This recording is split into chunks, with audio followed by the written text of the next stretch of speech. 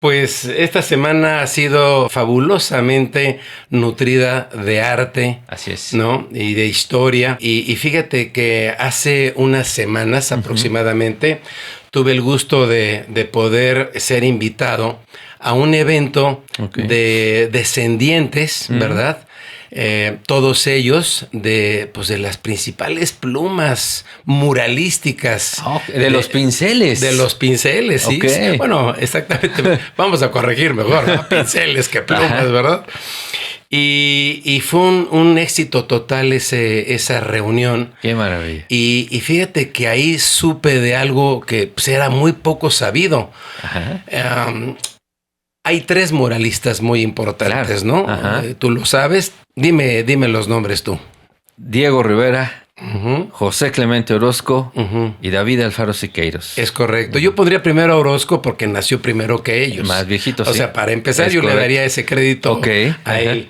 Y por ahí me enteré que él, de una manera muy peculiar, había ocultado una situación que durante el programa nos la van a resolver. Ah, carajo, ¿qué fue? Carecía, tuvo un accidente y perdió la mano izquierda. Qué barbaridad. ¿Quién sabe cómo se las ingenió para que la gente no se diera cuenta? Y hoy precisamente vamos a develar, entre otras cosas, ese punto. misterio. ¿Qué te parece? Me parece genial. Pues vamos Quédense con nosotros. Claro, porque creo que ese es un punto muy importante. Imagínate, si crear arte con dos manos es Ya complejo, ahora con una sola, Ajá. creo que tiene mucha valía. Y precisamente el día de hoy te quiero presentar a ti y a toda nuestra comunidad de la Cámara Nacional de Comercio a alguien que ha retomado con una pasión y con un orgullo Ok. el seguir dando a conocer, ¿verdad? El seguir profundizando y que no se pierda ni la más menor gota Ok. de lo que fue la vida, trayectoria de uno de los principales muralistas de nuestro país, José Clemente Orozco. Y para ello te quiero presentar y les quiero presentar precisamente a André. ¿Qué tal, André, ¿Cómo preséntate, estás? danos tu nombre completo, por favor. Tal, es un gusto estar aquí con ustedes. Gracias. Qué buena introducción. Mi nombre es André Orozco López. Ok. Yo soy sobrino bisnieto del gran maestro muralista, caricaturista y litógrafo mexicano José Clemente Orozco. Ujú. Pues sí, justamente como mencionabas, o sea, todo esto surge justamente porque me he dado a la tarea recientemente de estar buscando, de estar investigando fervientemente en compañía de mi hermana Tessa, justamente la posibilidad de poder seguir difundiendo este movimiento de vanguardia tan importante que ha dado México al mundo, que es el muralismo mexicano, ¿no? Entonces, el último evento que comentaba Alfonso fue justamente el que tuvimos el último fin de semana en sábado en Casa de Cortés, que fue 3 grandes muralistas. Ajá. Que allí haría la aclaración porque si se dieron cuenta había una cuarta persona, ¿no? Sabemos que popularmente son 3 grandes muralistas, pero ahí añadiríamos un cuarto, ¿no? Que en este caso fue Fernando Leal, ¿no? También gran precursor. Pero bueno, enos aquí, en este espacio. Pues entonces vamos a empezar por lo primero, ¿no? Pues ya la chimenea ya está prendida. Entonces pasemos a lo que sigue, ¿no? Ok. A ver, venga. Mira que ya en tu introducción, André, nos dejaste ver un montón de cosas y un montón de dudas. Dijiste, he estado con mi hermana trabajando en que no se pierda. ¿Por qué? ¿Sientes que se está perdiendo? ¿Hay ahí alguna situación? Yo siento que de los muralistas es de los pocos artistas o de los que se ha hablado mucho, ¿no? ¿Sientes que en el caso de José Clemente Orozco ha pasado algo? Sí, claro, por supuesto. Desde mi perspectiva y de mi hermana, en el tema interno, familiar, sabemos y nos damos cuenta, creo que es palpable, que no se sabe mucho de la historia de José Clemente Orozco, justamente como en la introducción, nuevamente aludiendo a Alfonso, comentaba que existe un misticismo que rodea a José Clemente Orozco, ¿no? Sabemos dónde nació, qué fue lo que se sucedió, qué fue lo que hizo. Entonces, tú te das cuenta que, pues, todos conocen a Diego Rivera, sabemos qué hizo, conocen a Frida, la historia, ¿no? Pero de José Clemente Orozco no se habla lo suficiente como para tener una claridad histórica de qué fue lo que hizo, en qué fecha lo hizo, de dónde salió, cómo fue que sucedió y cuál fue, pues, su gran aportación al mundo del arte, al menos aquí en México, ¿no? Entonces, justamente fue por eso que de la mano de Gerardo Valenzuela, gran amigo y director y fundador de la FILCO, la Feria Internacional del Libro en Coyoacán, nos dio la oportunidad por medio de este gran instrumento inmensa nobleza de poder comenzar a difundir esta historia, y nos hemos dado cuenta que todavía siguen existiendo pues muchísimas dudas y pues también muchísima curiosidad y muchísimas ganas de conocer, ¿sabes? O sea, te das cuenta en las preguntas de las personas. Claro. Yo creo que para ubicar a las personas que nos siguen, que nos escuchan, que nos ven, danos una idea de ese árbol genealógico de una manera muy breve, ¿verdad? Para entender en qué línea vienes tú, en qué rama, de qué hijo, etcétera, Claro. ¿no? Y qué generación vienes a ser, ¿verdad? También. Claro, muy importante. Yo soy la cuarta generación. Ujú. Siempre en las últimas, bueno, al menos en las últimas conferencias que hemos dado, hago alusión a Ujú. Ireneo Orozco Vázquez, que es mi tatarabuelo. Ujú. Él tuvo, pues, por supuesto, a hijos como José Clemente Orozco, Luis Orozco, tuvo a Rosa, tuvo a Lucrecia, y nosotros venimos de la rama de Luis Orozco. Luis tuvo a a Ernesto Orozco, tuvo a Luis, tuvo a Elisa y tuvo a mi abuelo Rogelio. Rogelio tuvo a mi padre Hugo y yo vengo de Hugo. Entonces, pues a final de cuentas, todos dentro de la familia, pues nos identificamos como eso, como familia. Y hago alusión de Ireneo Orozco porque fue el primero que llegó a vivir a Ciudad de México en el año de 1890. Ok. Ok. Pues qué sorprendente físico. Parecido físico. Muy parecido físicamente, ¿no? Sí. O sea, cómo se puede Claro. conservar esas señas, esa mirada, Ajá. ¿no? Sí, a través de las generaciones. Y ¿no? a mí hasta la piel se me pone medio chinita, ¿no? Fíjate que ahorita que mencionas eso, Alfonso, supongo que en la familia venir de un hombre con tanta trascendencia en nuestra historia, ¿no? Sobre todo para los que nos gusta el arte o estamos involucrados de alguna manera en esto, pues no dudo que nuestros escuchas les surja la pregunta. Me imagino que desde que José Clemente murió, ha habido en tu familia gente que ha estudiado a José Clemente. ¿Quiénes son los que se han involucrado más en este estudio de la vida de José Clemente Orozco? Claro, por supuesto, el primero y el principal exponente en cuestión de estudio y de investigación es mi tío abuelo Clemente Orozco Valladares. Okay. Ha hecho un trabajo magnífico en cuestión de difusión, investigación, archivo, recopilando piezas rarísimas y conocimiento pues que va un poco más allá de lo demagógico. Y tiene un libro publicado en pocas ediciones, pero conocido dentro del medio, que se llama Orozco, la verdad cronológica.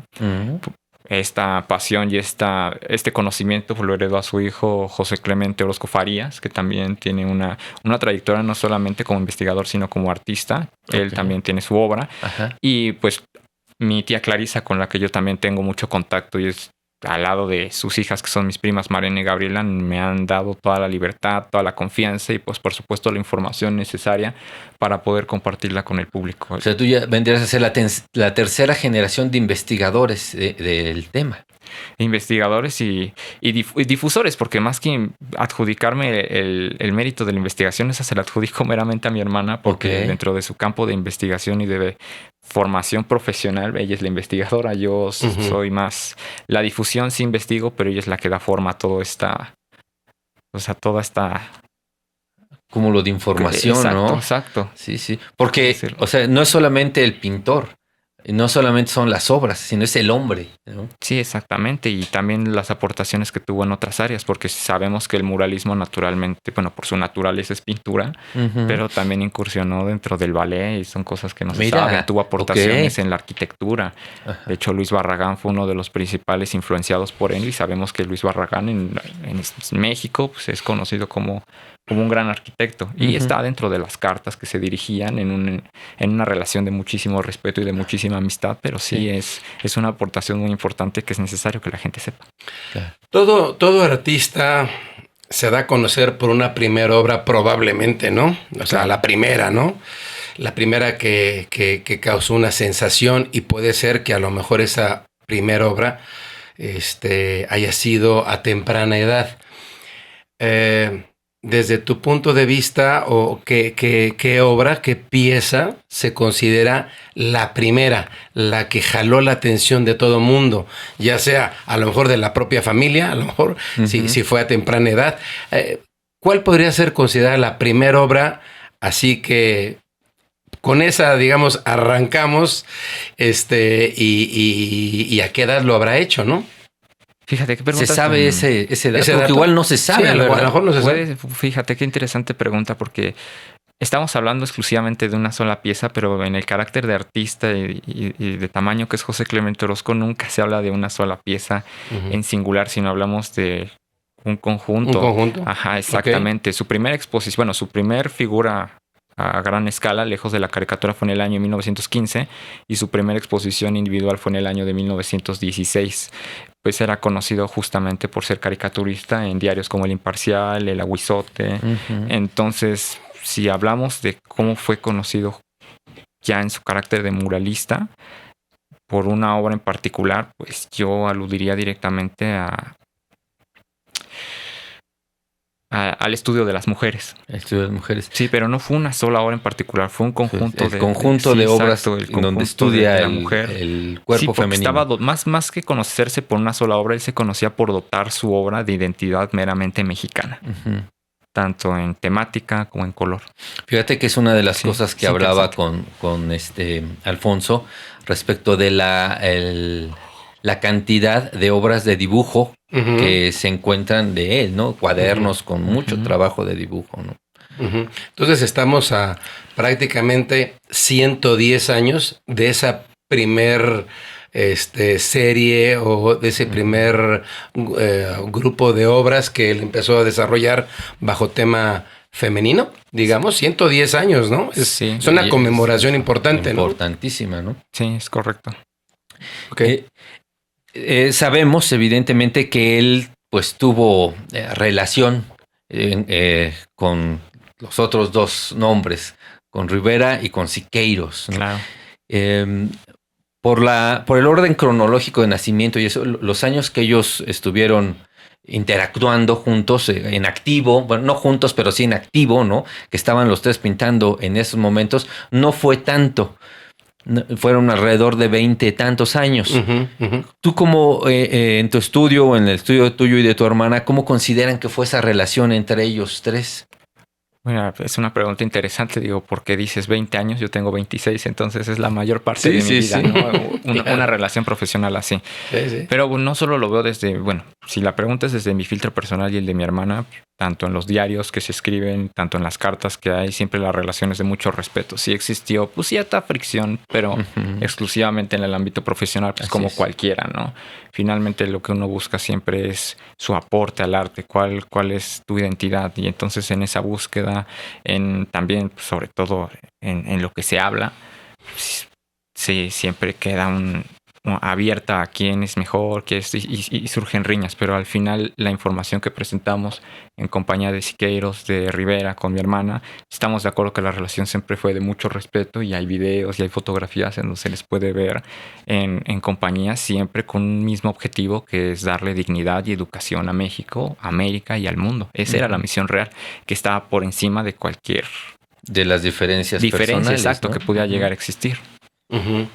Y ya adentrándonos un poco a los temas que él empezó a abordar, danos más o menos qué pauta tuvo de temas, así como recurrentes, o que en esa época se recurría a ello, ya sea para denotar alguna situación, ¿no?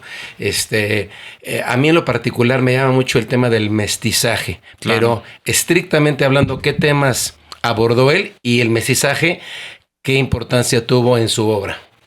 Pues claro, sabemos que hay que tener en cuenta que José Clemente Orozco, a diferencia de otros artistas, él tomó la historia de México actual, moderno y contemporáneo, con muchísima objetividad y con una enorme ecuanimidad. Uh-huh. Entonces, desde ese punto de vista, pues, tenemos toda la historia de México. Hablábamos desde la conquista, que es pues, el origen de nosotros como raza.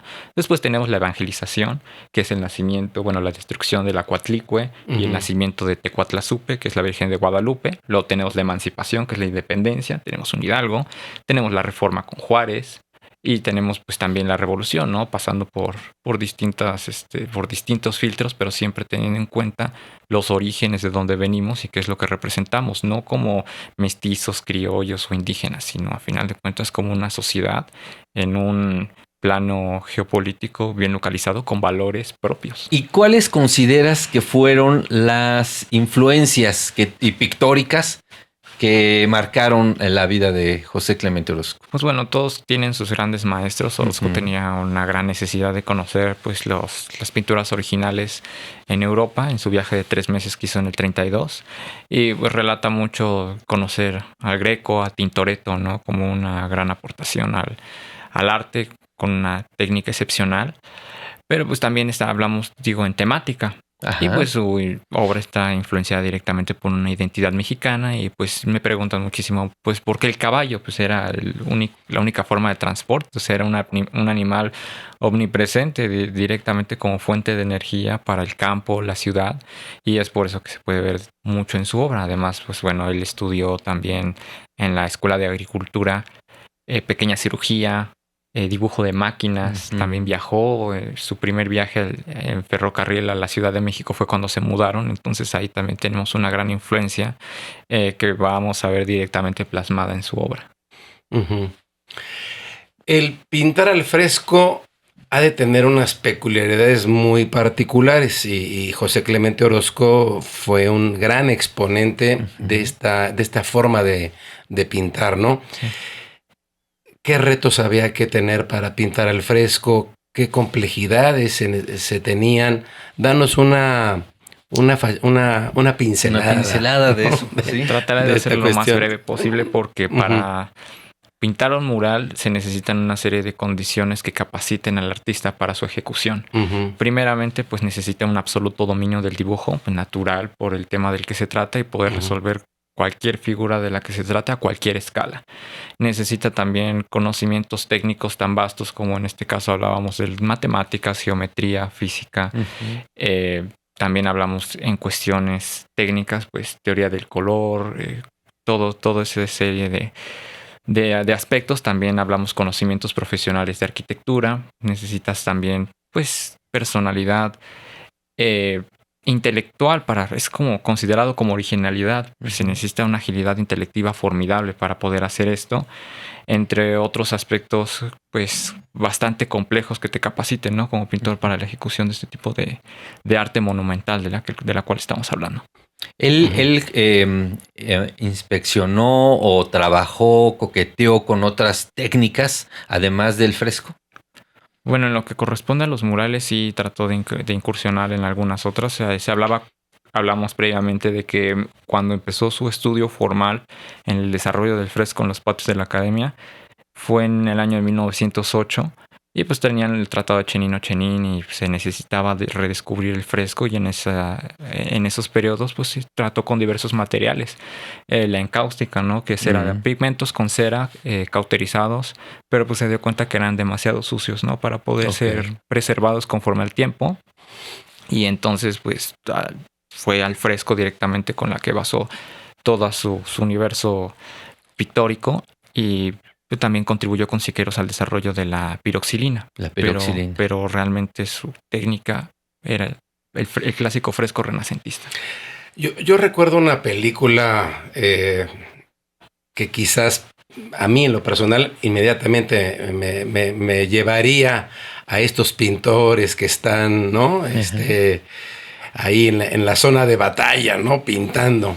Se llama La agonía y el éxtasis. La agonía y el éxtasis. La agonía y el éxtasis. Y es precisamente la vida de Miguel Ángel. Y la película trata de cómo pinta la Capilla Sixtina. Claro. Entonces, el actor era Charlton Heston. Un tipo de 1.90, ¿no? Sí. Todos lo recordaremos con las películas como Ben-Hur, ¿no? O Ben-Hur, que se le llama, ¿no? Miguel Ángel pintaba el fresco, Ángel, porque yo recuerdo que ponía los andamios y hasta se arriba, trepaba y estaba a medio metro, a la vista, acostado. Ajá. Si eso es al fresco, ¿verdad? Le caían gotas, ¿no? Sí, por supuesto. A la cara, no, bueno. Y ahorita, entonces, precisamente para eso era enfocada mi pregunta, ¿no? De qué complejidades tenía pintar al fresco, ya sea que tú nos des una idea, Ángel, y que la complemente pues André. No, yo creo que más bien André. O más bien al revés. Sí. No, bueno, aquí el experto es André, y que tú veas, ¿no? A ver, André. Bueno, pues es que Las complejidades de pintar al fresco no solamente es en su ejecución, sino en la preparación. Sabemos que necesitamos una serie de materiales. Podríamos pensar, digamos, a lo mejor en la repostería. Se requieren materiales específicos, medir porciones que sean de calidad. Lo mismo sucede en el fresco. Necesitas tener preparadas, pues primeramente la cal nativa. Luego de la preparación necesita un tiempo de apagado. Hablamos después del fraguado hidráulico porque sabemos que el muro necesita ser cargado con agua para que pueda recibir el pigmento de la pintura anhídrica. Entonces todo es por lo que recibe el nombre de fresco, ¿no? Sí, porque se pinta justamente con la pared mojada, tiene que estar fresca. Y pues eso te da la desventaja de que tiene que ser en poco tiempo, o sea, tienes poco tiempo para hacerla, recibes la ayuda de personas también preparadas que te están apoyando, como en este caso también ingenieros y profesores químicos, como hablábamos. En este caso podemos mencionar, no sé, a lo mejor Andrés Sánchez Flores o Fermín Chávez, que fueron uno de las personas que le estuvieron ayudando en este tema, pero como les comento, no solamente es en la ejecución, sino en la preparación. Pensando justamente que es un universo plástico que está destinado a perdurar en el tiempo, no solamente en materia, sino también en ideología. Entonces es una cuestión muy vasta de cuestiones que tenemos que tomar a consideración y pues... Fíjate, fíjate, regresando a la película, que yo se las recomiendo a todos, ¿no? Sí, claro. Es una película... pues ya setentera, yo calculo, más o menos, ya está viejita. Pero es un peliculón de 2 horas aproximadamente, no recuerdo el director. Y recuerdo que precisamente, pues Miguel Ángel está en los andamios allá pintando y en una de las escenas, en la Capilla Sixtina, entra el Papa, ¿no? Que era uno de sus mecenas, ¿no? Sí. No recuerdo ahorita exactamente qué Papa era. El caso es de que ve los desnudos... No, ¿se horroriza? No, hombre, pues se horroriza. ¿Qué está sucediendo aquí, no? Y tomando esta referencia, 2 preguntas relacionadas a esta película. ¿Alguien se horrorizó de lo que hacía José Clemente Orozco? ¿Alguien dijo, qué está haciendo este señor ahí pintando, no sé, los personajes que hayan sido? Y lo segundo, ¿tuvo algún mecenas, alguien que lo apoyara, alguien que estuvo detrás de él y le dijo... no dejes de chambear, aquí estoy yo y aquí te paso una lanita cada 15 días para que... No lo sé, digo, los artistas pues se clavan en su obra, no salen a vivir o a conseguir el dinero así. No son empresarios, son artistas. Son artistas, ¿no? A ver, esas 2 preguntas así. Claro, totalmente de acuerdo. Sí, siempre va a existir, pues naturalmente, no sé, podríamos llamarlo la envidia o la ignorancia, pero naturalmente cuando inició sus primeros frescos en el patio de San Ildefonso, pues no fue difícil, no fue sencillo porque pues fueron destruidos. Y aquí tenemos, por ejemplo, la cabeza del Cristo destruyendo su cruz, que es lo único que se conserva en el mural de la Huelga. Pues fueron destruidos por ser considerados inapropiados. Cuando viajó a Estados Unidos, que pasó por la frontera en 1917, él llevaba su propia obra, ¿no? Para poder difundirla, buscar una mejor oportunidad. Y más de 60 obras fueron destruidas por considerarse inapropiadas y hasta pornografía, ¿no? Pero Orozco siempre aquí en México recibió lejos del apoyo de cualquier institución o sindicato, siempre el apoyo de su familia y de su hermano, que era Luis Orozco. Siempre él estuvo con él, recibió el apoyo de su familia. Fue justamente por eso que edificó su casa. Y cuando viajó a Estados Unidos, pues conoció a Alma Reed, que igual Alma Reed tiene una historia muy interesante, La Peregrina, una canción yucateca que se le hace en homenaje a ella, porque pues ya tenía una trayectoria conocida por haber defendido a un mexicano de una injusticia en Estados Unidos en un juicio que se le estaba alegando de mala manera, pero sí recibió el apoyo merecido. El apoyo dices de Alma Reed. Alma Reed. Alma Reed. Alma Reed, de casualidad, ¿no es la persona que se le vincula con el famoso rosa mexicano? Puede ser, ¿Sí? puede ser. No sé si sepan esa... No tengo la respuesta exacta, pero de que tuvo una aportación por ser una mujer extraordinaria, es que no lo dudaría, pero...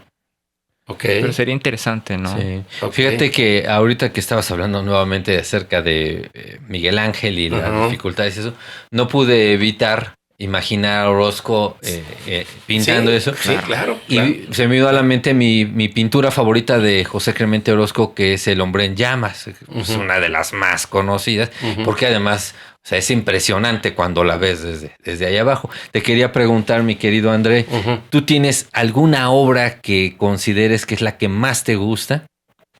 La respuesta contundentemente sería no hay una sola, porque en Orozco tenemos un universo pictórico constante y plástico constantemente en movimiento, que forma parte de la cumbre y pensamiento y estudio de lo que realmente es la esencia del ser humano, ¿no? Hablando del Hombre de Fuego, que curiosamente fue la primera obra que hizo en el Hospicio Cabañas. Fue la primera que empezó en el año 1937.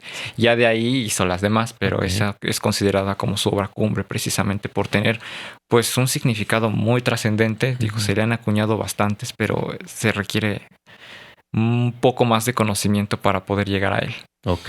¿Te gusta más su obra mural que su obra en caballete, o igual también no hay respuesta para eso? Pues no hay simplemente una respuesta que sea contundente, que pueda ser catalogado, reducida a un sí o a un no, porque naturalmente la pintura de caballete o la pintura de óleo, considerada por ser pintura transportable a diferencia de los muros, se considera complementaria a la obra monumental. Por ejemplo, tenemos el óleo que está en Carrillo Gil, ¿no? De Prometeo. Tenemos el fresco de Prometeo en Pomona College de 1930. Entonces son complementos y estudios que el artista hace para poder plasmarlo en figuras titánicas, sencillamente. Ok. Ahora, yo creo que este es el momento más importante, bueno, no más importante, pero crucial, porque ¿cómo fue que perdió su mano? ¿Fue un accidente? No lo sé, o sea, lejos de hacer una situación morbosa, es a qué edad perdió su mano, su mano izquierda, ¿no? Platícanos un poquito ese capítulo trágico, ¿no? A fin de cuentas, ¿no? Claro, él fue en el año de 1904 durante los festejos. Digo, vamos a hacer la aclaración porque he escuchado barbaridad respecto a este tema. Entonces vamos a hacer la aclaración en este espacio justamente para darle justicia, ¿no? a esa verdad histórica.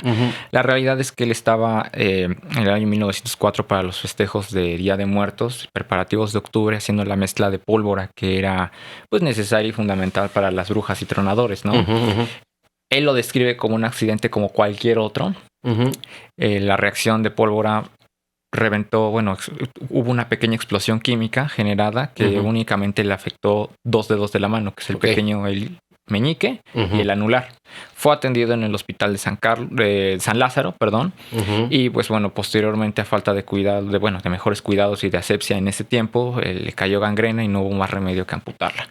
Es curioso porque me lo preguntan mucho, y el motivo por el cual lo hacen es porque hay muchas personas que ni siquiera saben que a él le faltaba una mano. Incluso en Estados Unidos, cuando pintó en Pomona College o en New Hampshire, o sea, había personas que convivían con él y no se notaban, o sea, no lo notaban hasta tiempo después, porque ni siquiera el mismo José Clemente Orozco le daba importancia. Entonces es como de, ¿y eso qué? No me impidió hacer todo el universo pictórico y plástico del que fui capaz y tener una importancia y una trascendencia que va más allá de un solo hombre. Entonces eso es lo que yo rescato, y también como una fuente de inspiración, porque la esencia de Orozco siempre es la fuerza y la voluntad de querer hacer las cosas a pesar de lo que sucedió. Entonces, si él nació en 1883.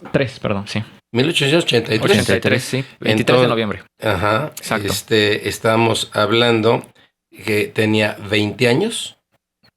1903 o 1904. Entonces tenía 21 años. Sí, ¿no? Sí. Sí, ¿verdad? O sea, bastante joven. Bastante joven. Sí. Y cuando hablas de todo lo que hizo, nuevamente, ¿no? Es remitirse, por ejemplo, al Hospicio Cabañas y ¿cuántos kilómetros? Bueno, perdón, kilómetros. ¿Cuántos metros cuadrados de mural hay en el Hospicio Cabañas? Te voy a dar la respuesta. Son 1,220 metros cuadrados de superficie pintada en el Hospicio Cabañas. Sí. Después del Hospicio Cabañas, ¿qué siguió para José Clemente Orozco? Después del Hospicio Cabañas, ya estamos hablando del año 1939, vamos hacia 1940, él empezó la obra en este momento que me lo preguntas, en la Biblioteca Gavino Ortiz, que es en Jiquilpan, Michoacán. Él empezó ahí la alegoría de México y tuvo que ponerle pausa porque después viajó en 1941, fue invitado especialmente por el Museo de Arte Moderno de Nueva York para realizar una pintura que es poco conocida en México, que se llama el Dive Bomber, bombardero en picada y tanque, que celebraba 20 siglos de arte en México. Fue justamente No, dije 20 siglos, no, 2 siglos de arte mexicano. Y fue justamente que pintó este panel de 6... Bueno, son 6 paneles intercambiables que guardan similitud entre ellos y pueden ser intercambiados. Y es una figura que era revolucionaria en el mundo del muralismo en ese momento. ¿Cómo, al paso de los años, cómo se le ha, de una manera merecida, recordado a tu bisabuelo? ¿Cómo se le ha recordado? Ya sea, ¿tiene algún monumento, alguna calle? ¿Existe algún premio de las artes José Clemente Orozco? ¿Existe alguna sala, no sé? Una beca. Que tú sepas, el gobierno, estrictamente hablando, la Secretaría de Cultura, Bellas Artes, no sé, ¿han preparado algo en estos años? No, en estos años no se ha preparado demasiado, no se ha preparado mucho realmente. Lo poco que hay de él, que digo, a final de cuentas sigue siendo significativo, es la estatua que está en la Rotonda de los Hombres Ilustres en Guadalajara.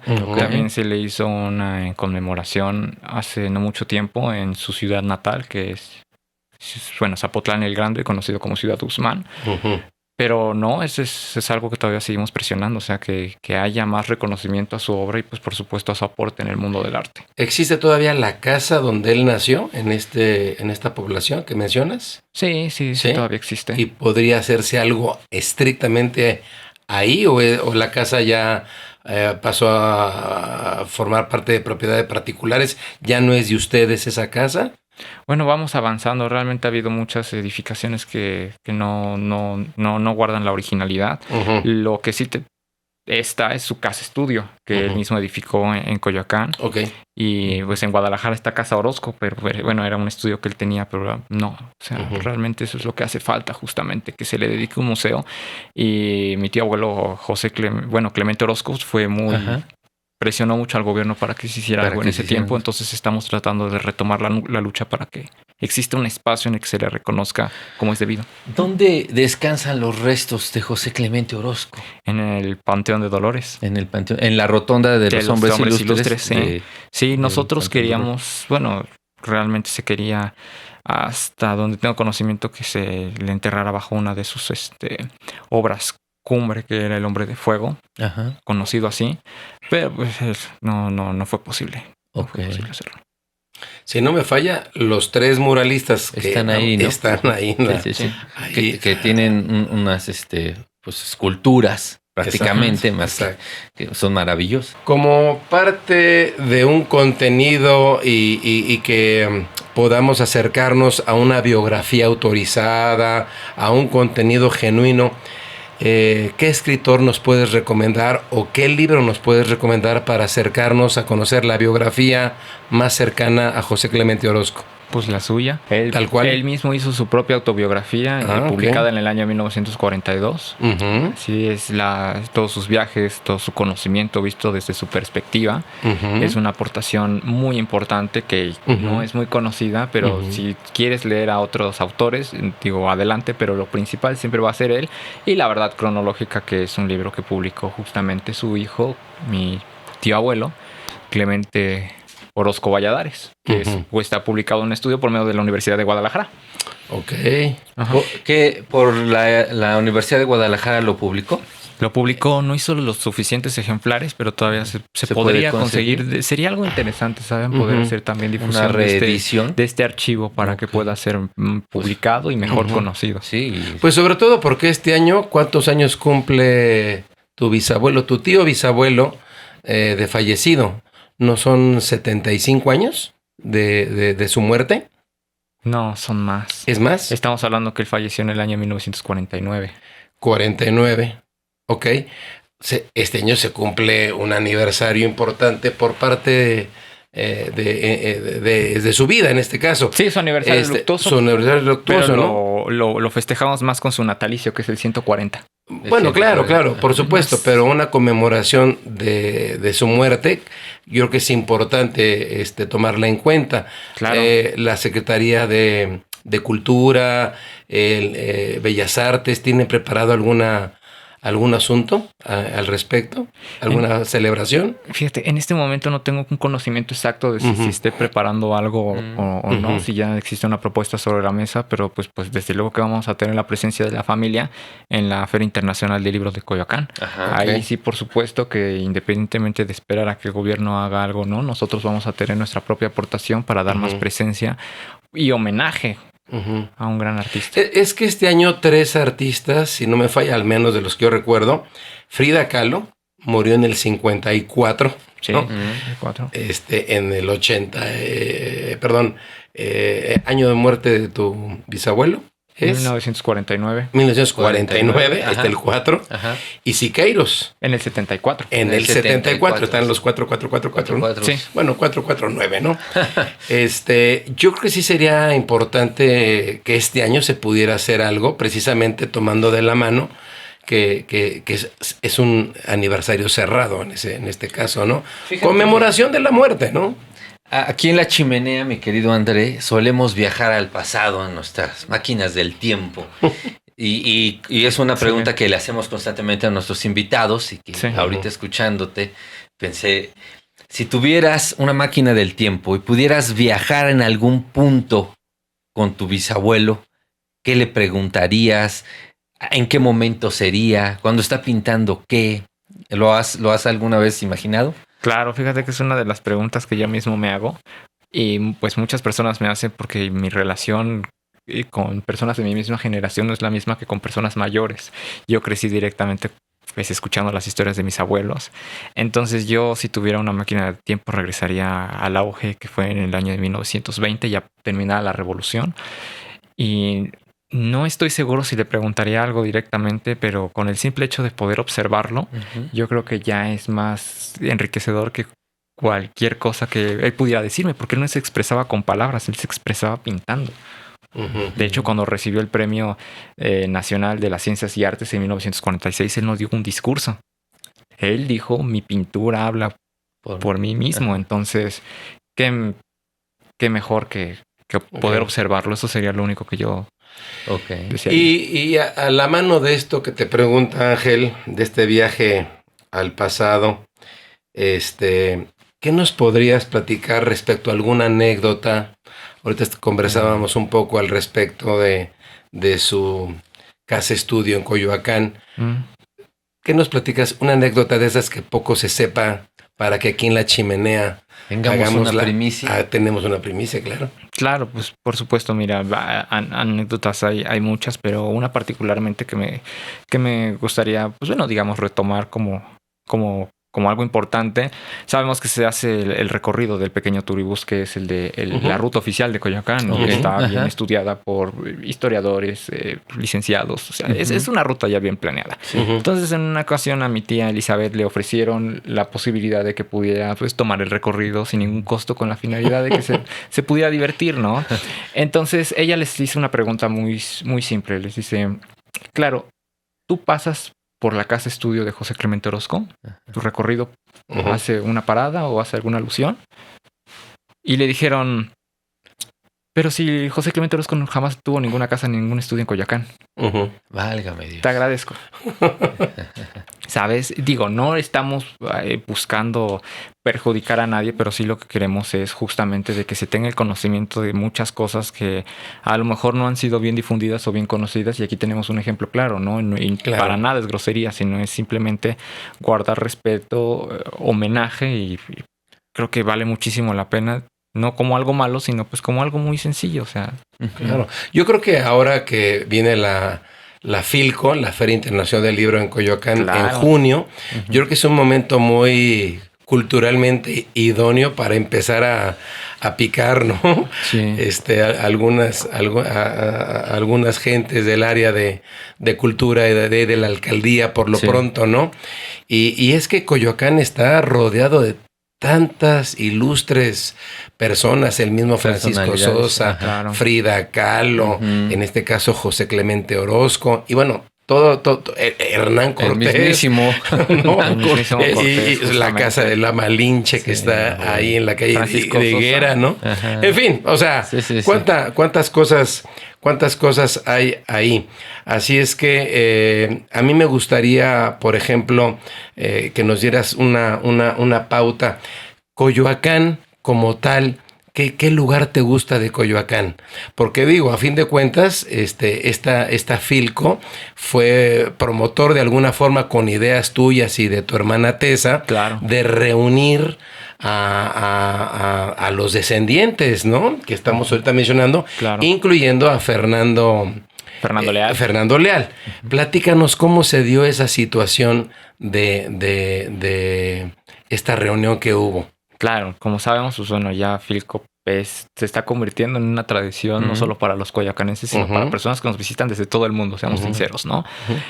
Gerardo Valenzuela ha sido una persona con la que yo comparto valores y me encanta muchísimo su visión y nos dio la confianza de pertenecer al comité interno de organizadores para poder proponer eventos dentro del círculo de descendientes y tomé la iniciativa de decir, ¿sabes qué? O sea, deberíamos en este momento justamente de hacer un conversatorio reuniendo a los descendientes como no solamente como un homenaje, sino, o sea, dando presencia a los artistas y teniendo en cuenta que no existe, apagando cuestiones, no existe todavía rivalidad, no fue algo que permeó más allá independientemente de lo que haya sucedido en su momento. Estamos unidos con una sola causa, al igual que cuando inició el movimiento mural. Entonces me di a la tarea justamente de buscar a Juan Coronel Rivera. Que lo conocí recientemente el año pasado, a finales, en una feria de libro en Cuicuilco, auspiciada por Grupo Carso.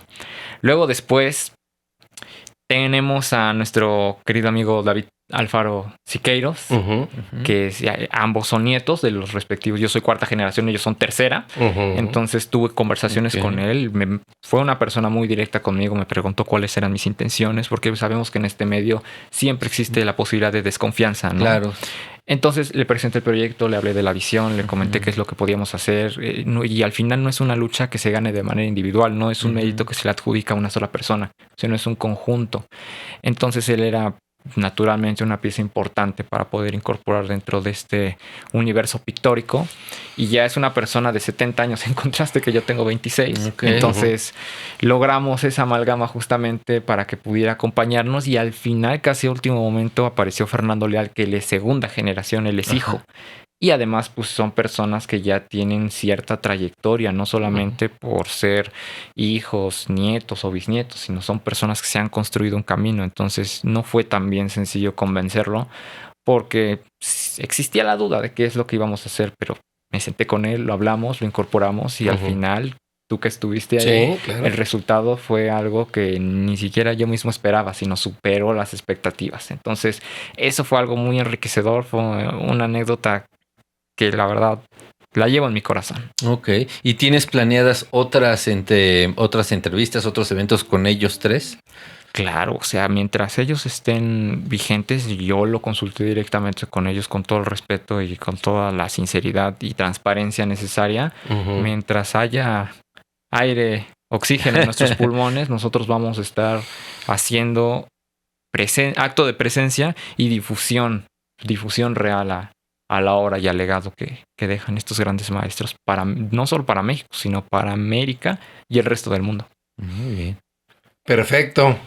Pues una última pregunta que tengas, Ángel, en relación a lo que es la trayectoria. Fíjate que más que una pregunta, otra anécdota o otro dato que también ya habíamos compartido aquí fuera de cámaras, que me gustaría mencionarlo porque es importante, el récord en una subasta para la venta de obra de José Clemente Orozco. Sucedió allá en el ahora lejano 2010 en la casa de subastas Christie's en Nueva York y rebasó el $1,000,000. Imagínate. Y es una obra que se titula La Ciudad. ¿Se sabría en dónde está esa pieza ahora, en Estados Unidos? Se sabría, pero no se debe decir. No se debe decir. Okay. Bueno, perfecto, pues adelante. Pues yo creo que es un récord importante. Es un buen récord. Es un buen récord y sobre todo es como el sinónimo del valor que puede llegar a tener una persona, un artista que profundizó, ¿no?, en el arte, ¿no? Fíjate que qué bueno que lo mencionas porque creo que es un buen récord, pero no es el mejor récord. Como bien lo ha mencionado mi querido André, aún nos falta mucho por reconocer y nos falta mucho por reconocer en la parte también pictórica y creo que podría tener mejores números si todo esta labor en conjunto se hace de manera adecuada y se le da el peso correspondiente a él y a los demás, ¿no? Pues lanzamos estas ideas para que alguien las escuche e inmediatamente se pueda pensar, ¿por qué no?, la misma alcaldía Coyoacán o, no sé, ¿verdad?, el gobierno de Jalisco, el tener en cuenta que hace falta un monumento, hace falta una calle, hace falta un premio, porque de esta forma es como podemos reconocerle, ¿no?, conmemorarle a un artista, pues todo su legado, ¿no? Así es que pues nos resta muchísimo agradecerte, estimado André. Qué bueno que estuviste aquí en La Chimenea. Espero hayas sentido ese calor cultural que emana del tiro de La Chimenea. ¿Alguna cosa más, estimado Ángel? Pues agradecerle a la Canaco, a la gente que nos apoya desde allá. Sí. Como siempre, en los controles a mi querido Chava. Y pues nada más, amigo. Y yo creo que también un reconocimiento muy particular a tu hermana, a Tessa, que están haciendo una dupla fabulosa, ¿verdad? Cada uno en su área, una metida sobre todo en el tema de la investigación. Así es, y tú sobre todo, pues ante las cámaras. En el front. En el front, ¿no? El detrás y el en front. Sí, muy bien, excelente. Pues qué gusto haberte conocido. Qué bueno que estuviste. No quiero que sea la última ocasión. Ya te jalaremos para que nos platiques y pues danos unas últimas palabras, estimado André.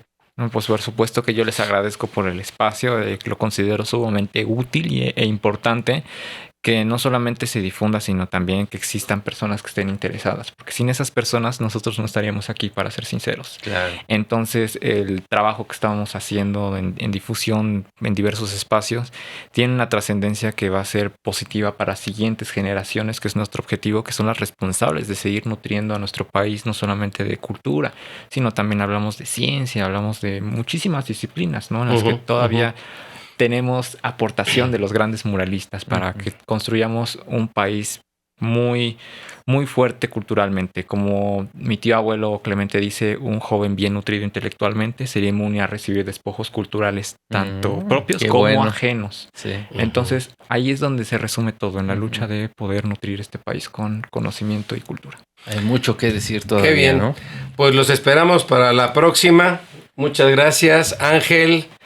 Que el arte nos mantenga unidos por mucho tiempo, años, amigo, más. Mucho tiempo. Hasta luego. Hasta la próxima.